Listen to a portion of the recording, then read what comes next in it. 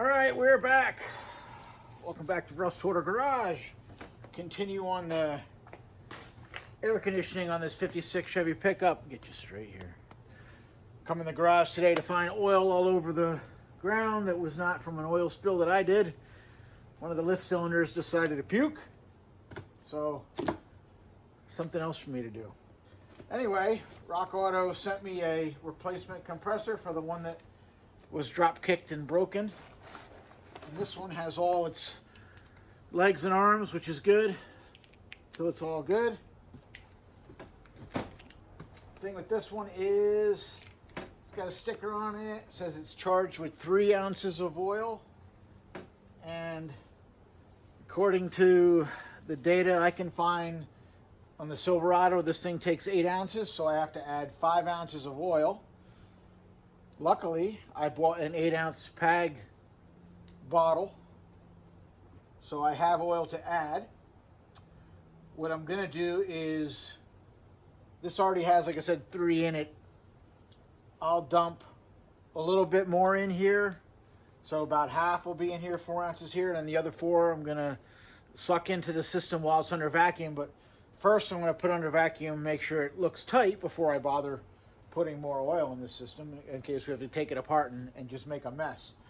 The other thing about this compressor, if you are running your Silverado with this compressor, there's a high pressure switch that would go on the back right there. My compressor had that switch, my original. It was glued in or something. It wasn't, I couldn't get it out through, I was gonna transfer it over here and then I realized I don't need it. So I ended up breaking it anyway, but you can buy, if you're doing this compressor replacement in Silverado, you can buy that switch off Amazon for like 12 bucks, but I don't need it because all of my safeties will be on my binary switch. Originally, the Silverado was a fixed orifice type AC system, which I'm not going to get into, but on that system, it needed that high pressure switch there as a safety. I don't need it.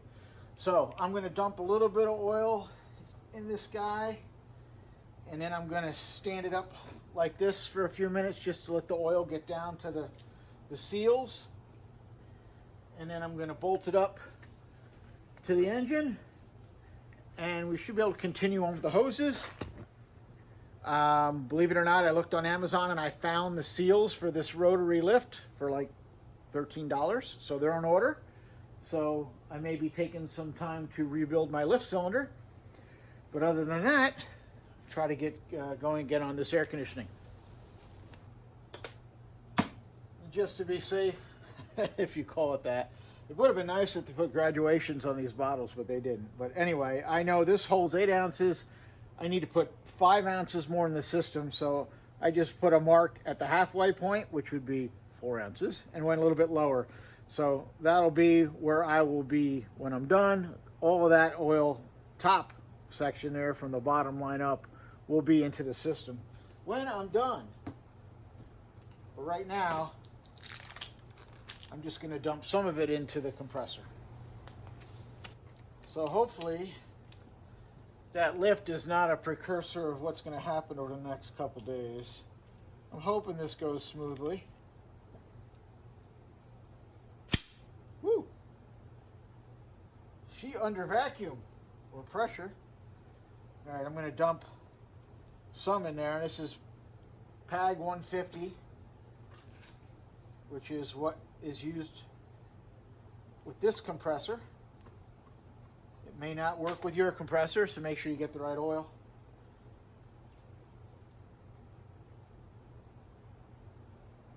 I'm going to dump it in the suction side, which is the larger of the ports.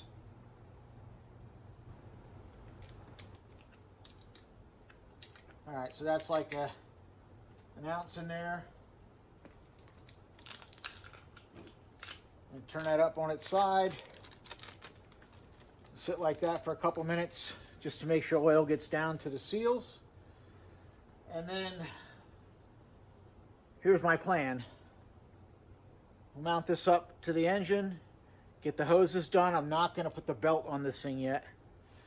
Then we'll get it under vacuum, make sure everything is tight, and then put it under vacuum, pull the remainder of the oil back in that we needed, and then rotate the compressor by hand just to make sure everything is getting lubricated.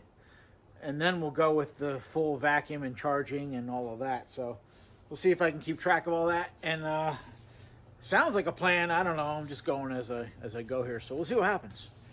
So in a couple minutes here, I'll bolt this up and continue on the hoses.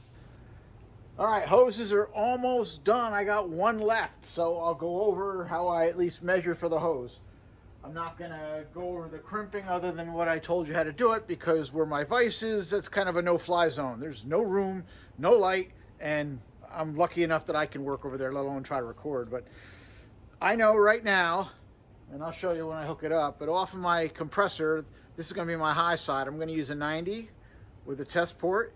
You have to have a test port for your high and low side, obviously, if you want to charge your system or check the pressures. And I'm running 90s right off the compressor with both of the high and low. So for starters, I don't care how long my hose is. It's a number 8 fitting, number 8 hose. I don't care where it's facing, as long as the hose is seated all the way in the fitting. I'll crimp that, and then we'll show you how I come up with the length of it. All right, so real scientific here. I have the one end of the hose, the one end of the hose crimped and attached to the compressor. And this is the other end, obviously. And here's the fitting I'm going to. So real high tech here. First, I'm just gonna take a rough cut. I'm gonna run this kind of like where I wanted it. Not quite sure exactly yet how it's gonna be, but I'm just gonna give it a rough cut. I'll just cut it there so I can work with it, and then I can trim it a little bit shorter as needed. Not worried about down to the millimeter yet. So I got my handy dandy cutters here. And there's my mark. And that's how easy they work. Hopefully that was on video, because, hopefully it was recorded, because I'm not doing it again. Well, I guess I will when I shorten it, but the rough cut's done. All right, now I just took my fitting off of the condenser there and stuck it on the hose, and I'm just getting an idea where things are gonna be. And this big hole here in the radiator support, that's where it had these like factory grills were there, like louvers almost. So I just cut them out, and I'll make a piece to fill it in. But just getting an idea of the hose here. You can see how if you can or cannot, but the angle is good. Here, I'll bring you down lower. The angle is good, it's just the hose is a little long. So you could take, and you got to sneak up on it. I'll take, maybe an inch off of that, and I bet that'll be fine. Okay, I've got that last hose trimmed down to a length that I like. And this is where it's important. When you mock it all up, make sure that the fitting here, this bulge on the fitting, is parallel to the threads on whatever you're attaching to. You want this hose to just basically fall together.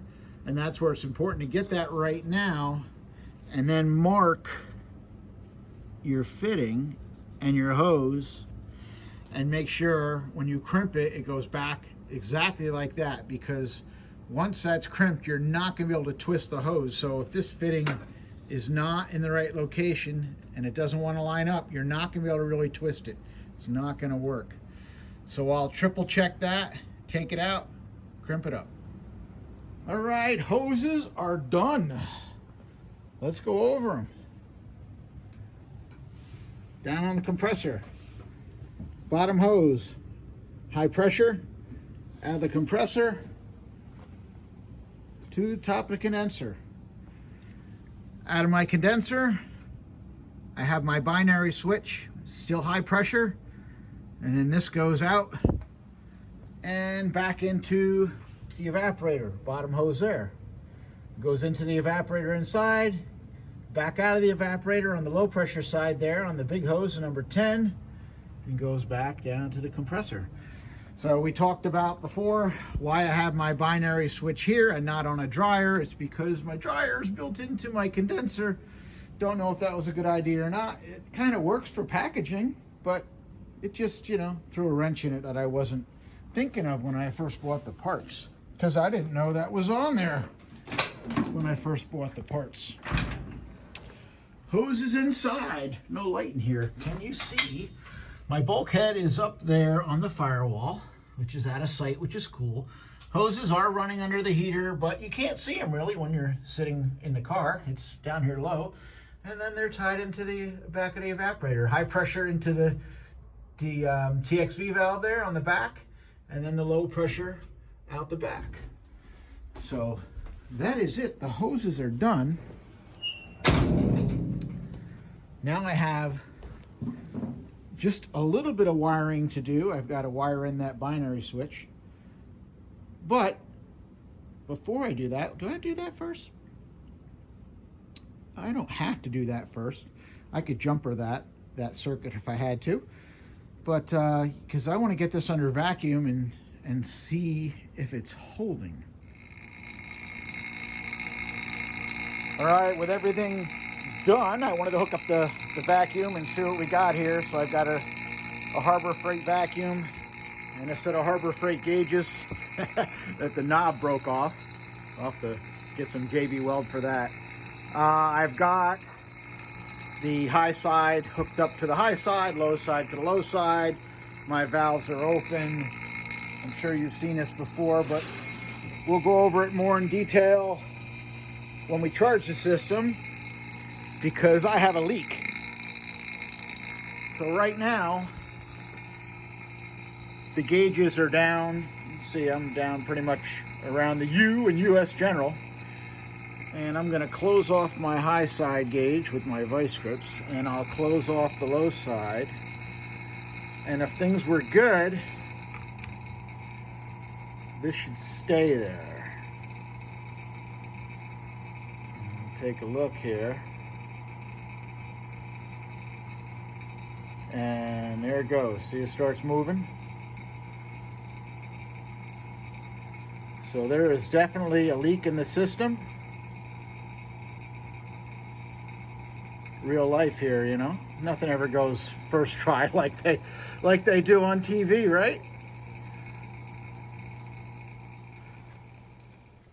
Woo, it's another cold one. I said I started doing this, it was December and it was freezing, and then we got a reprieve, and now it's January and it's really cold again, and you don't care, but my fingers do, that's for sure.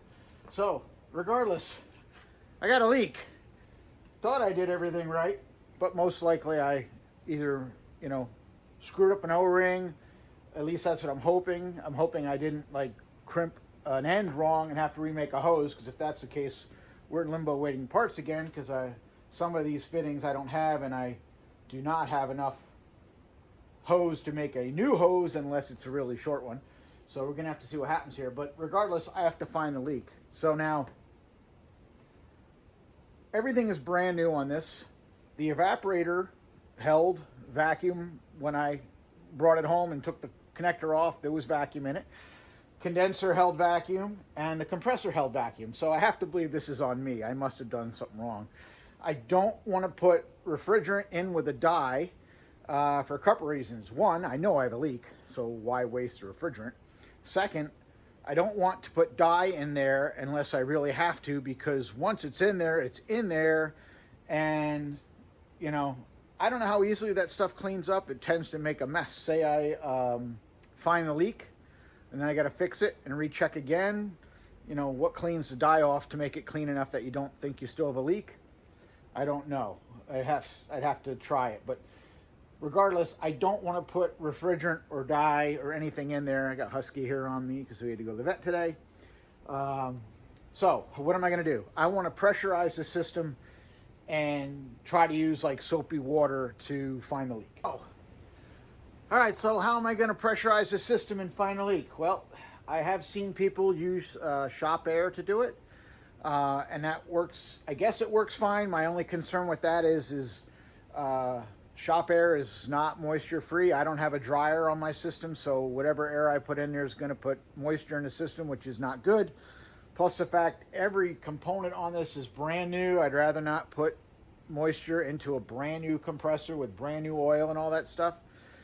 So I had to think about it and come up with something else. And what I am going to attempt to do is use my argon cylinder. I have an argon cylinder that was on my welder that I attempted to use the aluminum spool gun. If you see my videos, you saw how that went. And what that means is I'm not gonna need that cylinder right away, not for a while, because I don't plan on messing with that spool gun for, I don't know when. So I have an argon cylinder that's charged up, and I have this, which is a spare regulator. If you need to know the CGA, which is a cylinder gas adapter, it's a 580. That is for inert gases, nitrogen, argon, helium, those kind of things. And I just happen to have a beautiful Tescom stainless steel reg laying around. Why? Because I have a lot of stuff laying around. So I'm going to use this to pressurize my system with argon. And that's much better than using shop air. I found some fittings laying around and some 1/4-inch hose, and I'm going to put this on my argon cylinder, and if all works well, this gauge goes up to only 60 pounds. I don't know if that's enough. You know, I'll peg the gauge. So maybe we'll put, well, I guess we can use that gauge for the reading. So this regulator will put out, I'm sure, much more than that. So I'm going to crank up, let's call it 100 pounds of argon in my system, and then close off my valves to keep that argon in there, hopefully long enough to check it, because I don't want to waste all my argon because it's expensive, and start spraying the fittings with some soapy water and see if we can find the leak.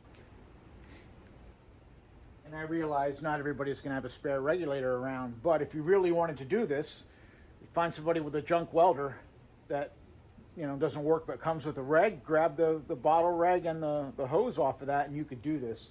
You could use any inert, you know, nitrogen's probably the cheapest, argon, helium's expensive, you don't want to use that. You could even use your CO2 argon bottle off your MIG welder. Just never use anything like oxygen or any kind of oxidizer. Anything with oil in there, you're going to have a bad day if you do that. So you could use your CO2 argon off of your MIG welder, or straight argon off your TIG. That'll work. Now what I did was I put a hose on here with a fitting with 1/4-inch NPT on it, which is not correct, but I think it'll work good enough. And I put Teflon tape on the threads just to keep them from galling up. And I'm going to connect it directly to my hose here, which is not 1/4-inch pipe. It's the wrong thread, but I'm hoping with the tape on it, maybe it'll grab enough to work. I don't know. We're going to find out here. I'm trying not to mess the threads up because I do need to use this. So I've got it on with a couple threads. Now, I don't want this to go popping off and kill me here. So what I'm going to do is, my bottle's on. I'm just going to bring up the pressure. These things are closed. The pressure on my reg and just see if that'll hold. Good.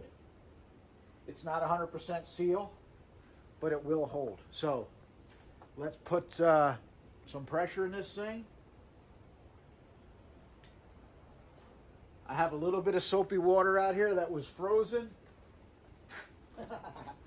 So I may have to go in the house and make some more. But I'll do a quick check and see if this is enough. Probably not. All right, I'm going to try to put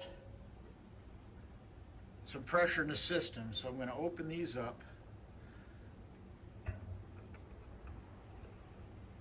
Let me double check that my valves are open at the high and low ports. Looks like they are. All right. So I'm going to put some pressure in this thing.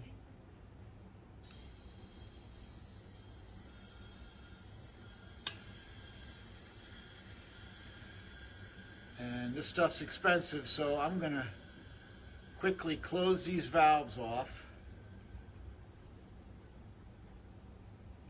and hit the front gauges, front connectors first, even before I move the camera, because we have, I think my bottle's frozen. Nuts.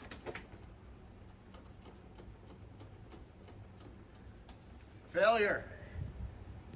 All right, somebody explain this one to me. I just sprayed all my fittings and I can't get a bubble.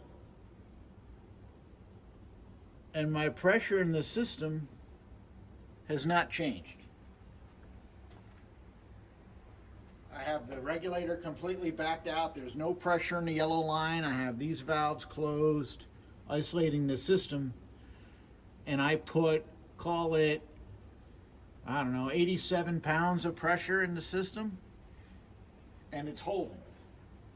I have no bubbles.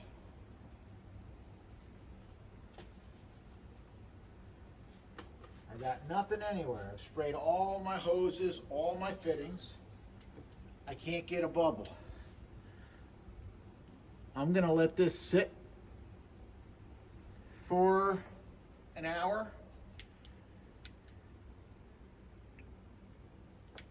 And come back and take a look. All right, that's how I'm gonna leave it, with that tape kind of just below the line there.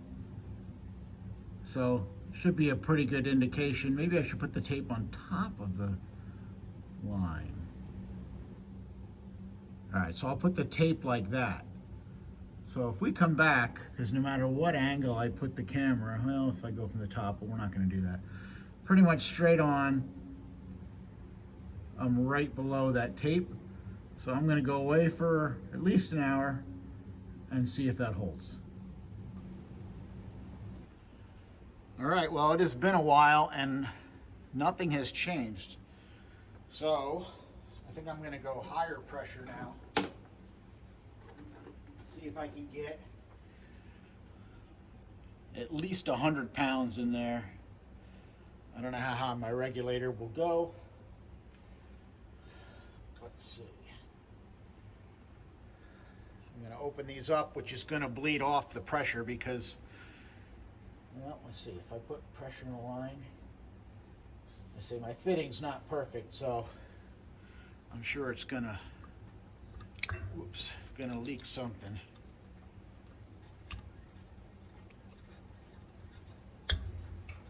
Which is expected.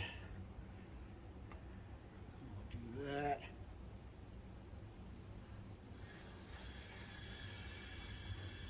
Close that off. See where that settles out.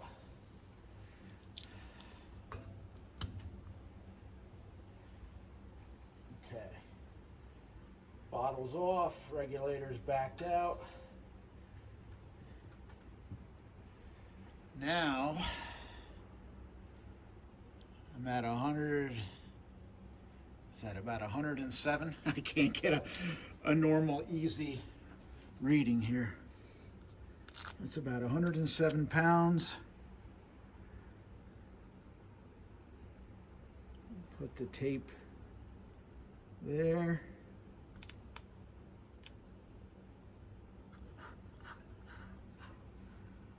Valves are closed. All right, there's a better view. I've got the gauge at about, I think around 100 and, am I even higher than that? I can't see my numbers now.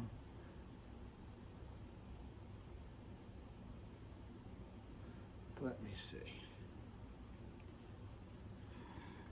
We're at 110, oh, we're over 110. We're at 110, about 112 pounds right now in the system. So, put the tape on there.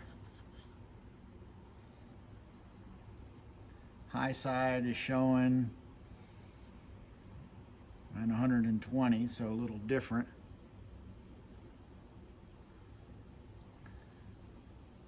but over 100 pounds for sure. So I'm going to set that like that. And again, I'm going to go away for a while.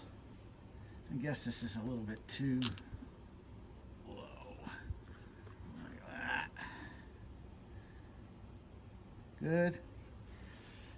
And if that holds pressure for a long time, I would say that my system's tight and it's a matter of boiling out the moisture. All right, well, it's been a while. And if it lost anything, it's next to nothing. You can see that tape is right above the line still. That's crazy. So 110.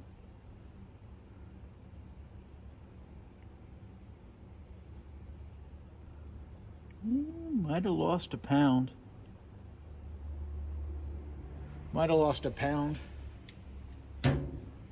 Just looking at it, what it looks like it actually did was it equalized. Remember before, my high side was a little different than the low. It looks like they both equalized at about 110, 112 pounds. So, what does all that mean? So right now the system looks really good under pressure. So why did I not hold my vacuum? I got a couple possibilities here. One, a seal that works in one direction but not the other. The only seal I can think of that possibly being is the compressor seal for the clutch, the front shaft, because that may be that style, like a quad seal or a lip seal or something like that, where it could move in either direction. The O-rings, I can't see that happening with, because they're fixed in place. They're not going to move. The other thing this could possibly be, if it's not a seal, is a virtual leak. And what that means is moisture in the system outgassing and raising the pressure. This is just a little tiny Harbor Freight pump. I don't know how long it would really take to pump this system out completely dry, or if it even could do it. So this may be not a real issue at all. What I'm going to do is, now that I'm confident in my hoses and my connections, I sprayed everything multiple times with soapy water. I can't get a bubble. So as far as I can tell, all my crimps are good and all my O-ring connections are good, so I'm not going to touch them. I'm going to put this back under vacuum, and I'm going to rotate the clutch on the compressor by hand just to move the seal around. Remember earlier we turned it so that the oil would get down in there, down to the seal, and hopefully it did, but I'll rotate the compressor clutch a little bit by hand, and then we'll see what that does under vacuum. But I believe the system integrity is good. So let's see what that does, just to see what it does. All right, so I've got my vacuum pump hooked back up. I'm going to open these valves, which is going to bleed off the pressure we have in there. I should probably disconnect the hose, because this is where it's going to bleed out of when I open these up. Okay.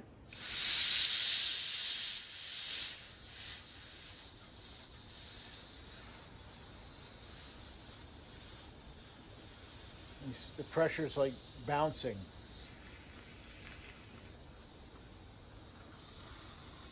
I think that's why initially things were not stabilized. Maybe due to the compressor or whatever, but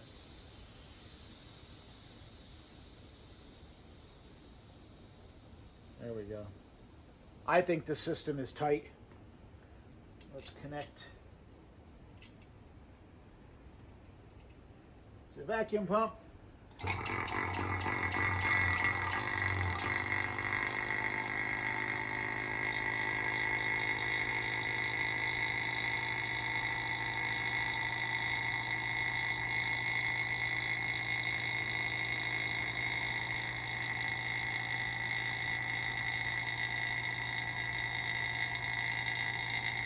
it is pumping right back down.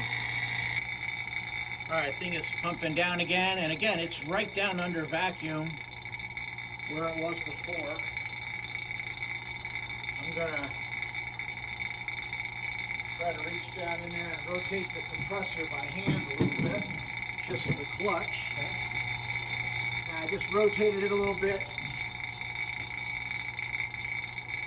just to see if it makes a difference on the condition of that seal. Now, vacuuming this out, if this is indeed a virtual leak where I have the oil or moisture or whatever outgassing, and then I close off the valves and it's basically boiling off and raising the pressure, it's going to take a long time to pump out to see that. So right now, if I close the valves off, I would expect it to still leak up, but I want to see if it gets any better with the compressor rotated a little bit. So I'll let this pump for, 5 minutes, 10 minutes, which is nowhere near enough to really get the system dry, but I just want to see if I see a difference. All right, well, after pumping for an hour, it seems better, but it still doesn't hold vacuum. It starts creeping up. So, do I have a virtual leak? Is it still the moisture pumping out of there?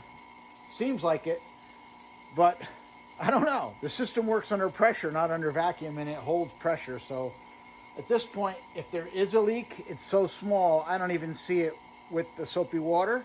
So I'm going to end up charging the system. And unfortunately, it's so cold, I don't know how I'm going to check, for vent temps. It wouldn't be any different. It's freezing out right now.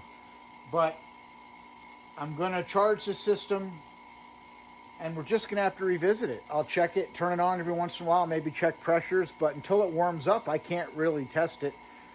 And if it does leak the refrigerant out over time, then, we'll put the dye in there and go for it and try to find it. But for now, I'm going to end up pumping it overnight and just letting it pump and hopefully boil out. I don't know how strong this pump is, but before then, I got to put the rest of the PAG oil in, so I'm not going to get back into the system again. All right, I want to put the rest of my oil in this system. I'm just going to, this is under pulling a vacuum right now. I got my red hose here, pulling a vacuum.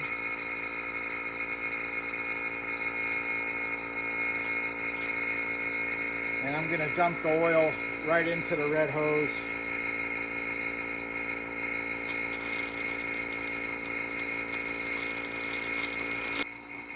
All right, I took it down between my two measurements there because who knows if it's exact. Of course, it's not exact.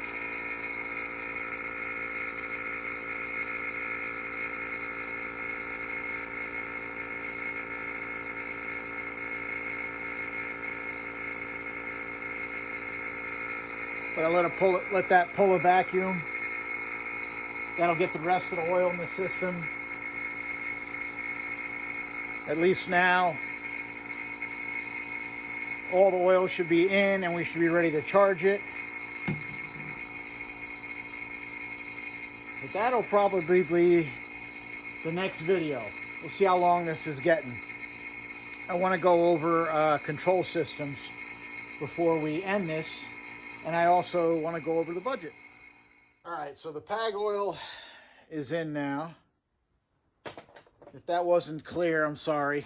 The video wasn't that great, I guess, on that. But all I'm doing is pulling a vacuum on the system, shutting off the high side valve at the manifold, and then taking the high side hose off, the red hose, and just using the vacuum to pull the oil in.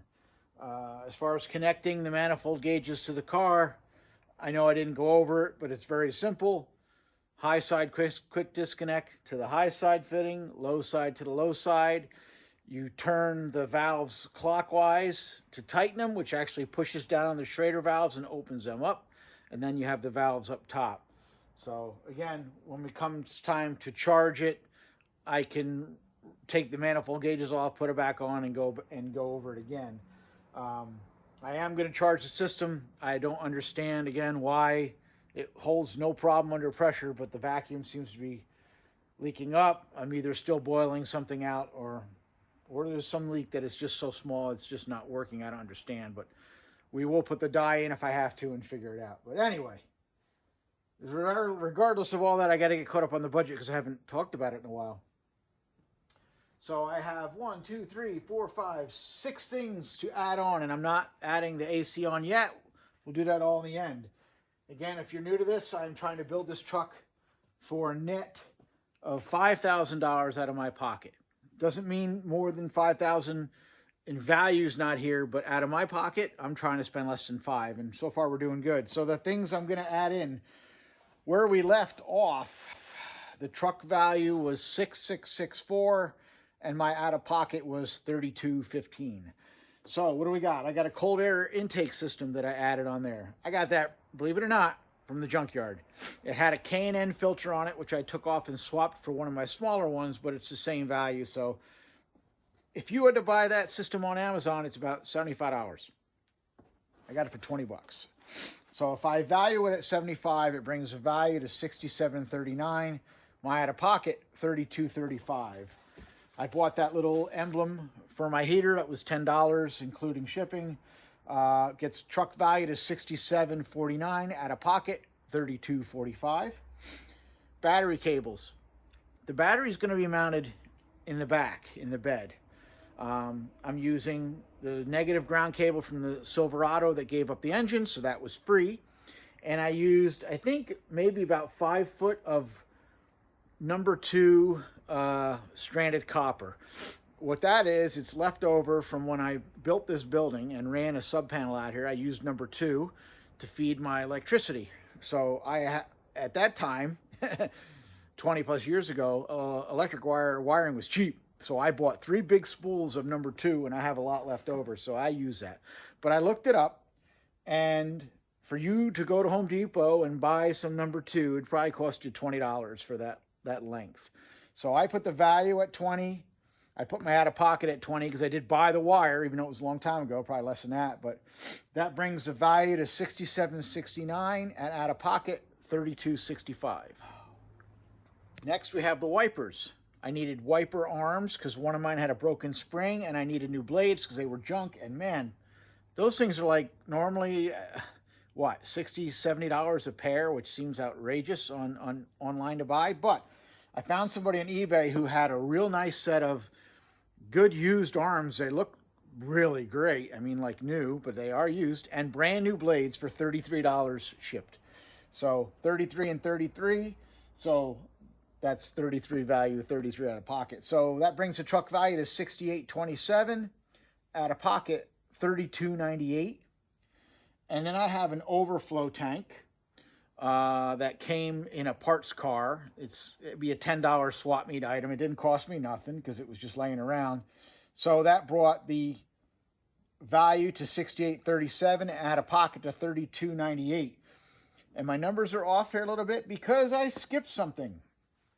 After the battery cables is the actual battery. The battery came from the donor Silverado. Again, I put the value at 25 and out of pocket 0. I jumped ahead and skipped it, so the numbers are still the same. Right now, where we are is truck value, parts is $6,837.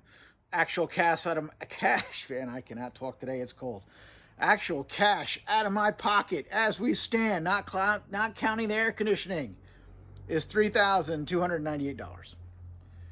And just as an FYI, as long as I don't have to remake any hoses and do anything over again, which I guess, as far as I can tell, I don't have to, this complete air conditioning system is under $500. I will go over those individual prices later on, and we'll probably just add it in because I think we'll still be under $5,000 even with the air conditioning. But yeah, under $500 for that whole AC system. All right. Honestly, I think I need to end this video here. I think it's going to be long enough where I should probably just leave it as is because I want to go over the controls for if you have a carbureted system or any non-PCM system, and I want to go over the controls as I'm doing it for the PCM system, and I want to go through it step by step to explain it so it's very easy to understand and you'll know exactly what we're doing and why we're doing it. And I just feel like if I add that into this video, it's going to get excessively long and it's going to get lost. So I will end part 2 of the air conditioning here. What I'm going to end up doing is I'm just going to turn on the vacuum pump and let it roll. And I'll check it again in the morning, and really it doesn't matter if it still leaks up the same.